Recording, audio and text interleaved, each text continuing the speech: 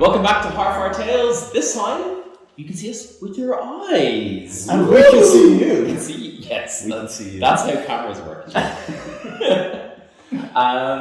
Yeah, we wanted to do a little bit of a chit chat with Ryan, kind of grill him as to why he traumatizes so much, why he's a sick fuck, and kind of just understand what goes on in that little weird head of his. We couldn't afford the therapy we needed afterwards. Yes, and it's clear Ryan just needs any kind of conversation with a human. So that's what this is. We're actually in Ryan's house last night when we saw all of his Halloween decorations.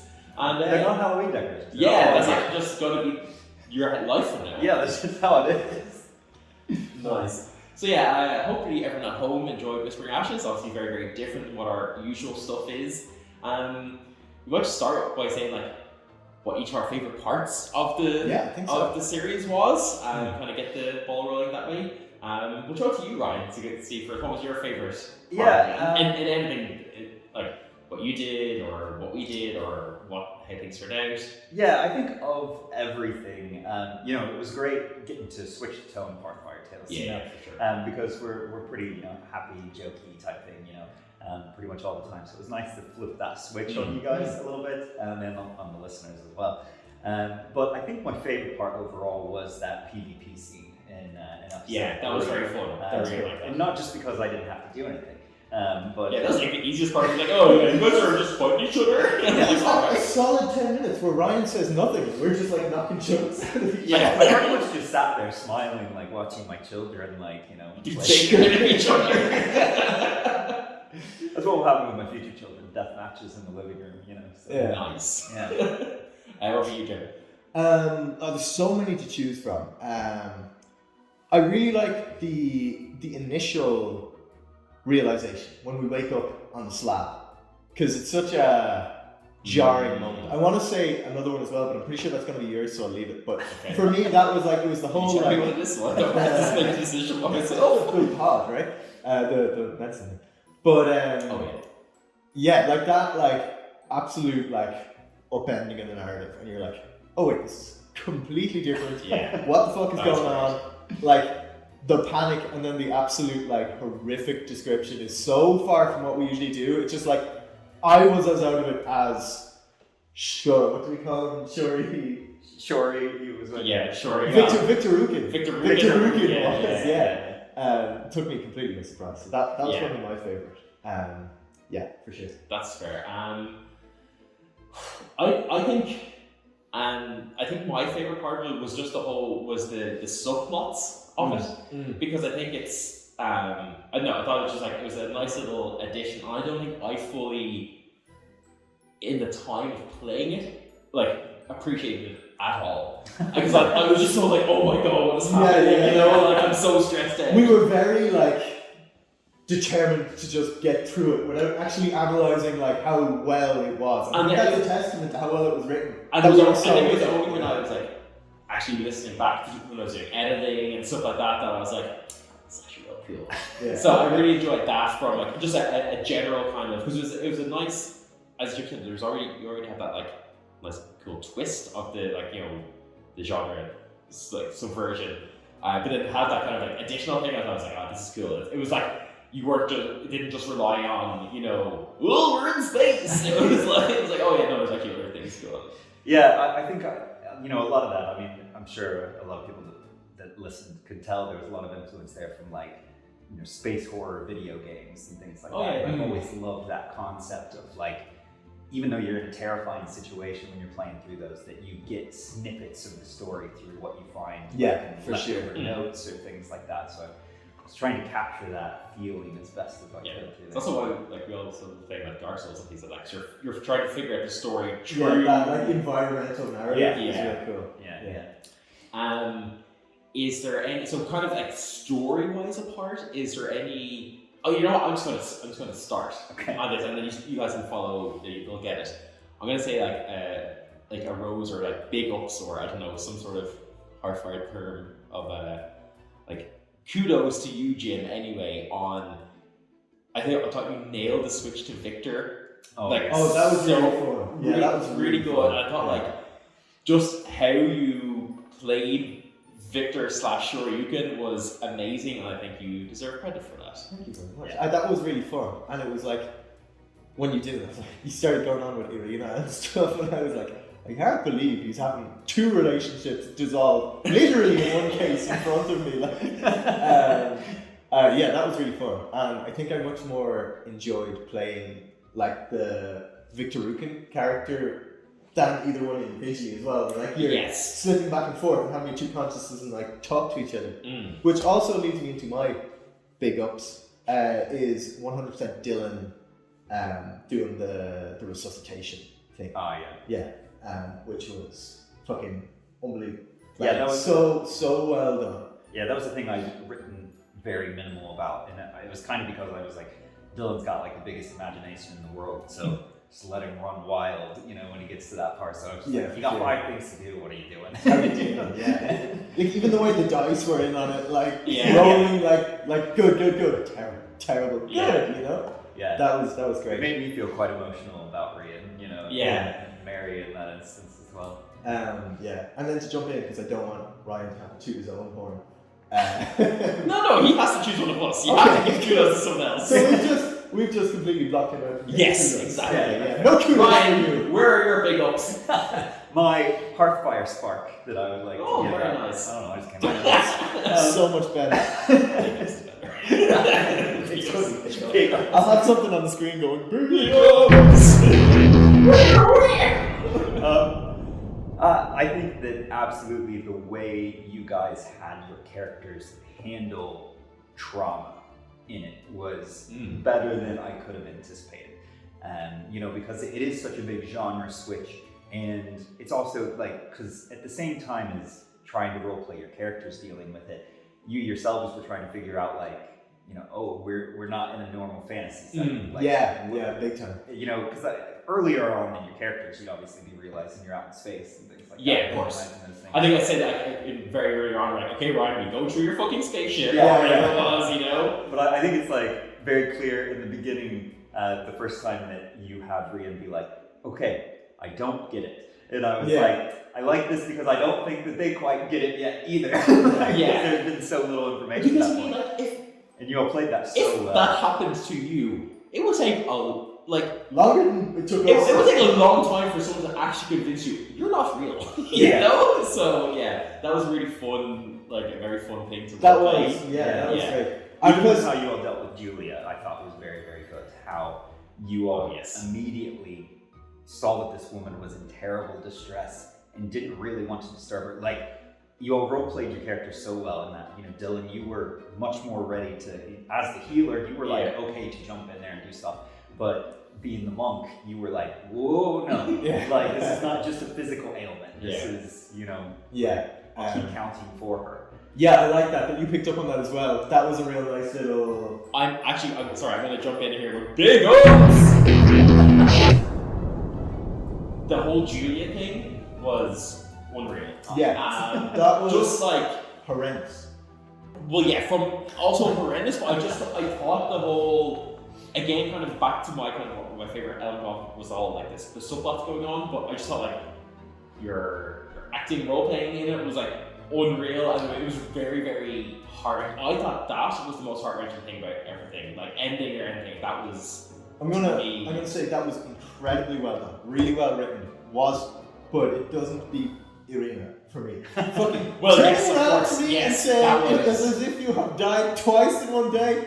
Right, come on, man. Who hurt you? So one of the things that I actually did when prepping for Whispering Ashes was I looked up on, just Wikipedia, so I don't think it was like a big research or anything like that. But this is what he used. The different ways that people deal with trauma and deal with stress, and I wanted to try and capture those. So I had, Julia dealing with it by just latching onto a point in time. Right. Yeah. And Irina very readily just goes into write everything off. Yeah. That everything's dead to her. It's gone. Like I'm not going to handle this. I'm going to walk away from it. And whereas the two of you, I tried to put you in situations where you have to deal with your own kind of trauma in a different way. Yeah. And you running into people that from Mary's past, and dealing with people dying on your hands and things like that. But hardly anyone died on your hands. But 15%. 15%. And then let's ignore all the people who probably died at the end. Yes. Speaking of which, what's everyone's thoughts on how, like, the people, does humanity survive? Yes. That's the big question. Sorry, my therapist was very strong thoughts on this. Yeah, so before you guys go in on that, I'd like to say that, I have my own opinions of what kind of happened, but I purposely left that, open-ended as we went into it, because I thought it was important to, let people decide, because there's not really a lot of hope. I love that's good horror though, where at the end it seems like everything's fine and then there's a little downturn. Like it's the opposite. Like Shakespeare always does, like a real grim ending and then a little uptick at the end. You're like the anti-Shakespeare, where it's like, you've got a happy ending and then the little downtick to ruin it all. So yeah, Jim, how do you sleep at night? Poorly since. I don't sleep much. No, so the way my head canon and what my therapist has told me is that I have to believe is that one, Mary is able to help those still on the ship, right? She finds a cure. If there's going to be anyone, it's going to be Mary. It's going to be Mary, right? Like best scientist the human race has to offer. Fine, grand. It's just going to be like 100 left. On the ship going to the Osiris, for sure Gabriel takes the cough, like for sure. And he quarantines, what's her name again? Priya? No, Priya. He quarantines Priya, and then Mary is like, long distance email with the cure! Back on the Northern Shore, this is what happens, right? I'm telling you this because it's very So they're able to cure everybody, and then once everybody is cured, they're able to turn around, reset Iris to her core function. They find a backup somewhere in the files on the ship, and they're like, Iris, get the ship going again, please. And with the help of, I don't even think sorry to put it across, but I don't even think you'd need to restore Iris, because if I'm right in this, maybe you can jump in. Like Iris is only kind of doing that because of like the affection and everything. Am I right? So at the end, she was taunting us. Would Iris, if we had cleared everything of infection, would her like logical steps on kick in and be like, well, yeah, I just keep these guys alive? Because her primary directive was to preserve humanity. But she wanted to preserve them in the pods, right? Because she was like, if they're left to their own devices, they'll fuck it up. That's why she wanted them in the pods. So I think she'd be trying to get them back. Yeah. See, I don't even have to actually say anything. It's a step away from farming us for carbon. But with backup Iris, purified Iris, they would be able to create some kind of mobile emitter that would have like a portable hard drive with the backup for themselves, so they could eventually leave the ship. Oh yeah. And then if they could catch up to the destination of the Osiris and was the Osiris and North Shore, were they like functionally like identical, or was there like a different? I'm going to be more specific. Was the replication protocol on both ships, or is that something that was just reflection protocol? Reflection protocol. No, that was something just designed for the Northern Shore, because one of the logs reading. Schroeder maybe just dying on Northern Shore. No, that's what I'm saying. They can get because the problem was they were stuck to the wireless of the Northern Shore, right? Well, so something I don't think that maybe. What if we uploaded our consciousness then? That's what I'm saying. Fought Iris in cyberspace and became the ship's computer. Yes. So now it's like whatever that last season of Destiny was. Yeah. Oh yeah. It's mind space. So one thing that I'm not sure if you all picked up on, but it was in the conversation that Julia was having with her child. Yeah. The Lorna Shore was all of humanity's scientists. Yeah. And they were going to prep the Earth. The rest of humanity. So they're going to like yes. So you've lost the majority of your people that can rebuild. Do so cool. Yeah. So obviously there's a lot of interpretation of what can happen, and that's what I kind of love. Is that yeah. So I guess my main question for you guys is, because there was so much to try and cram into 3 episodes, I obviously couldn't delve into all the lore or anything like that. Do you all have any questions of how did this work? Yes. Okay, that's right on that. I did not work. Okay. So, do you have any hypothesis, Jim? Or so I'll just. I have a hypothesis, but I'm so My sure I'm right. I'm going to let you say. Okay. my working theory at the start, and I don't think that's my theory anymore, but as I was doing it, and because of something that happened, my working theory was that we were somehow connected to the ship, and we're like, I don't know, there was miniature flame. Because I passed Sacred Flame a lot, which is a fire that comes out from the sky. So I'm like, was there little mini flamethrowers in the ceiling that I was connected to? So that's. hold on, because I'm going to go with my guess. Okay. That's good, and I think mine might be wrong. I thought it was nanomachines. It is. Nanots. It is. Okay. It's a combination of both. So Iris is not just the AI for the ship. Iris is the ship. Okay. So I mean, technically the AI. You mean Rainbows, okay. Rainbows. So in the same way that every ceiling panel, every floor panel, things like that, she was fully integrated in every part of it, primarily through the use of nanobites. That's why they were able to, or nanobots or whatever you want to call them. That's why they're able to repair her, things like that. That's why when she would cut you, it would disintegrate off because she basically. That's what made me think it. It was the nanobites, and they go up and become part of her. Yeah. Right, yeah. So her interpretation through the files that she found, with her limited ability, her limited functioning on what should actually make sense for a human. She grabbed these that, they're able to make flame, I need to be able to replicate this flame in this way. Fair, yeah. Okay. That's cool. One of the things that didn't really come through is that there just wasn't time for it, was that you all were also infinitely stronger than a regular human would be. That kind of makes sense, yeah.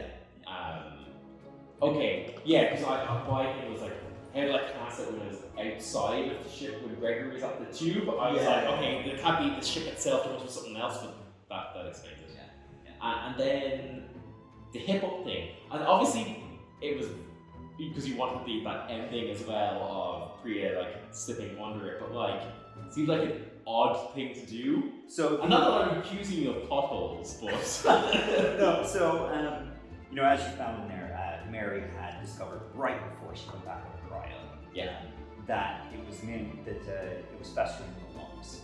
So that's the only information they had. The thing is that because this was beginning to fester, people were coming out of cryo and things like that, the development of the actual disease was very quick for the next crew. So it was faster than the researchers were able to deal with. Yeah, much faster. So they basically were able to hack one of because the machines, the airlocks by default weren't going to scan for infection. So they had to very quickly try and hack this into it by working with Iris. Yeah. And it was just like a regular scan. Damn. It would, it would literally a bug for every hole. Yeah. So it would literally have these airlocks would probably check for your broken bones or things like that. It had the scanner in there. So it just used the respiratory check to check. Okay. Yeah. So it was just a quick hack job, and that's what we got to happen. However, when it started to go bad, and the other guy found Isaac's notes of how he caused this, everything like that, that's when Iris began to turn on them. And Iris is actually the one that changed the scan to cut be the off lethal version. to be the lethal version. Because she was like, no, I'm going to stop them. And it got much worse because when she started actually killing people actively, humanity tried to cut her off. That's how her pores got removed from their places. Oh, very good. So that makes sense. We were undoing their conversion. You were. Okay, well I think that's all we have time for. Very quickly, will we get a spin-off where Gregory lands on a planet and affects the population? Yes. King Gregory I'm going to make that spin-off. Planet Gregory. He lands in Lethalon, falls from the sky. Yeah. Unreal. Okay, well, thanks everyone at home for tuning in. Hope you enjoyed a little video pod in this really cool castle that we're in, this castle library, which is pretty awesome. We can provide you with the number for a good therapist should you need one. We can't. We can't do that. But thank you so much, and until next time, stay dangerous. Stay safe.